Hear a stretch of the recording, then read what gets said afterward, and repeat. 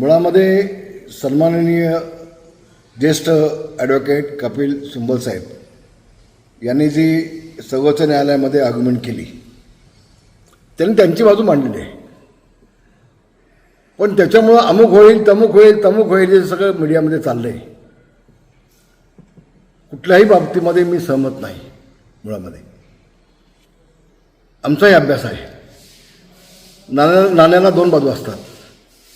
आता त्यांची ठाकरे जे आहेत उद्धवजी त्यांच्या वकिलांनी त्यांची बाजू मांडली.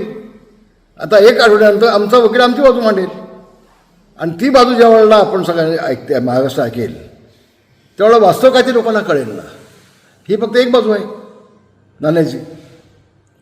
गंमत अशी आहे की पक्ष कुणाचा. एक गोष्ट मी आपल्याला सांगतो, पक्ष हा वारसा हक्काने जात नसतो. वारसा हक्कानं तुमची मालमत्ता जाते. ज्या दिवशी उद्धवजींनी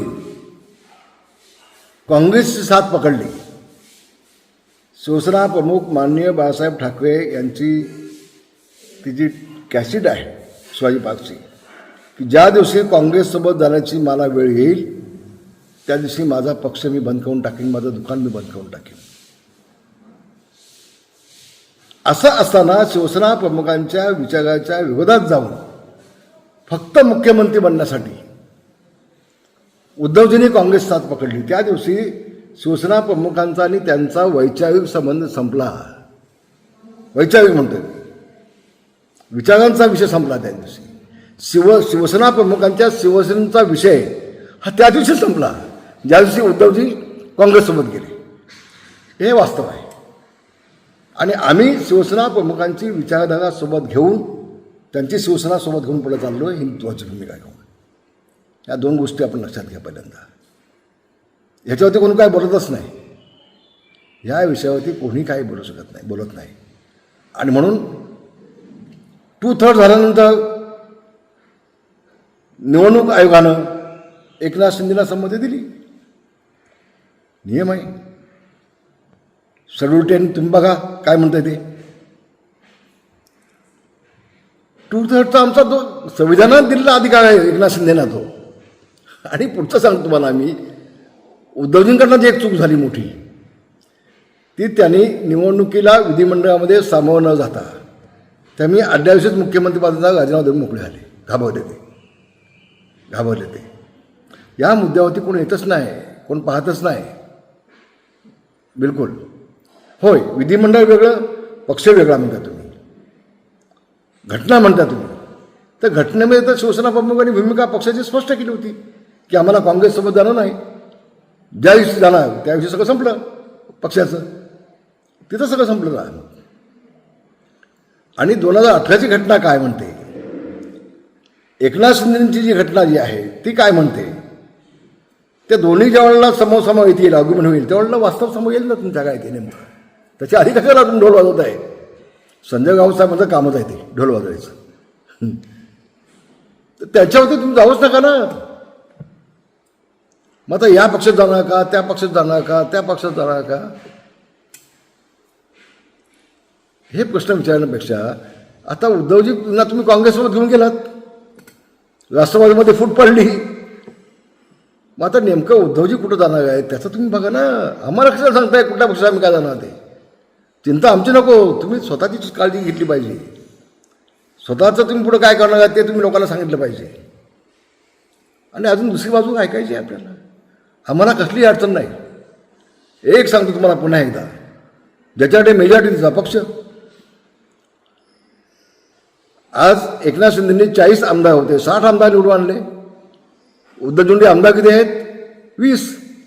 मग ज्याच्याकडे 20 आमदार आहेत त्याचा पुढे पक्ष, की ज्याच्याकडे 60 आमदार आहेत त्याच्याकडे पक्ष. काहीतरी विचार होणार की नाही.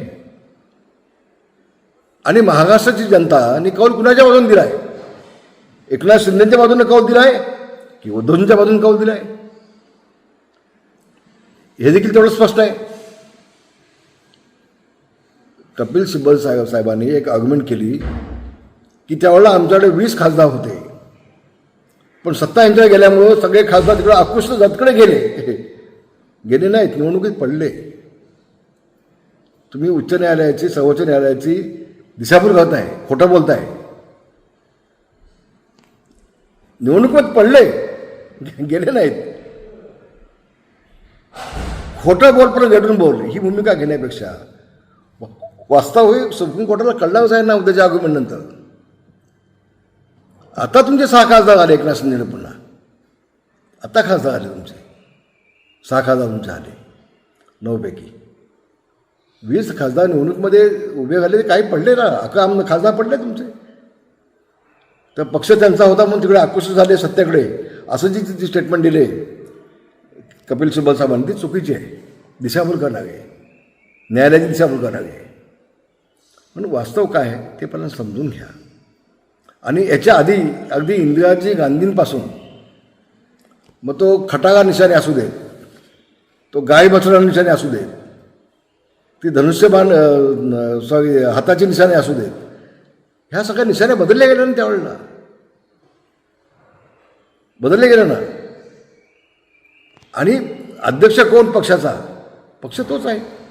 अध्यक्ष कोण हे शिवसेनेने ठेवलं ना,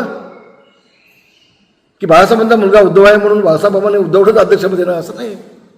असं नाही. आम्ही सगळे एकनाथ शिंदेच्या सोबत आहोत शिवसेना म्हणून. शिवसेना प्रमुख ते आहेत. शिवसेना प्रमुखांची शिवसेना आमची आहे असं आमचं मत आहे, म्हणणं आहे, ठाम म्हणणं आहे. कारण शिवसेना प्रमुखांची भूमिका आम्हीच घेऊन चाललो आहे, उद्धवजींनी सोडली. काही म्हणतात 1966 सालामध्ये शिवसेना प्रमुखांनी शिवसेनेची स्थापना केली, आणि तुम्ही आम्हाला सांगताय? हे माहिती नाही आम्हाला. आणि आम्हाला एक्सेप्ट व्हायला ते आम्ही कुठे नाकारलंय कधी ती. मग ती शिवसेना आम्ही पुढे घेऊन चाललोय की? उद्धवजींनी सोडली ना ती विचार बाळासाहेबांची. मी तुम्हाला आज खरं सांगतो, ज्यावेळेस शेवटचा निर्णय झाला काँग्रेससोबत जाण्याचा, मुख्यमंत्री होण्याचा, त्या दिवशी मातोश्रीवरती मी उद्धवजींना उभं करलो, बोललो, सांगितलं, उद्धवजी आम्ही प्रयत्न केले की तुम्ही शिवसेना प्रमुखांच्या विचारात त्या विरोधात जाऊ नका. आपण भाजप, शिवसेना भाजप म्हणून युती म्हणून निवडून आलो आहे, आपण युती म्हणून काम करून घेऊया. तुम्ही जरी म्हटलात की 2.5 वर्ष यांची सत्ता आणि 2.5 वर्ष यांची सत्ता, असं आमचं बोलणं झालं तर पण तुम्ही दोघंजण येऊन मीडियासमोर बोललाच नाही. तुमच्या समोर पंतप्रधान बोलले होते मोदीजी, उद्या सत्ता आली तर मुख्यमंत्री आमचा असेल, त्यावेळेला तुम्ही व्यासपीठाला खाली आलात नाही. मग कोण खोटं आणि कोण खरं बोलत आहे? आणि म्हणून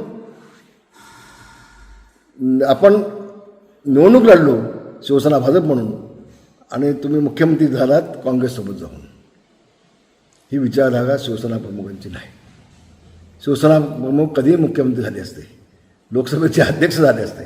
साहेब कधी निवडणूक लढले नाहीत, कधी विधिमंडळात गेले नाहीत, कधी मंत्रालयामध्ये गेले नाहीत. साहेबांची भूमिका ही तुम्ही चालवत नाही ना उद्धवजी. साहेबांच्या नेमकं विद्यार्थी भूमिका घेऊन सुद्धा चालले आहेत. आणि म्हणून शिवसेना कुणाची हे जितकं लवकर स्पष्ट होईल, ज्यावेळेला पुन्हा आगमनात 8 दिवसांनी होईल आमची शिवसेनेकडून, त्यावेळेला तितकं स्पष्ट होईल. महाराष्ट्र मनामध्ये जे काय चलबिचल झाली असं संजय भाऊ म्हणतात, चलबिचल त्यांच्या मनात झालेली आहे, आमच्या मनात नाही. आम्ही ठाम आहोत. आमचा विश्वास आहे, आमचा न्यायालयावरती विश्वास आहे, आमचा न्यायाधीशांच्यावरती विश्वास आहे, आणि 100% आम्हाला न्याय मिळेल ही खात्री आमच्या मनामध्ये आहे. टाइम्स डिजिटलला लाईक करा, शेअर करा, सबस्क्राईब करा आणि बेल आयकॉन दाबायला विसरू नका. Times digital.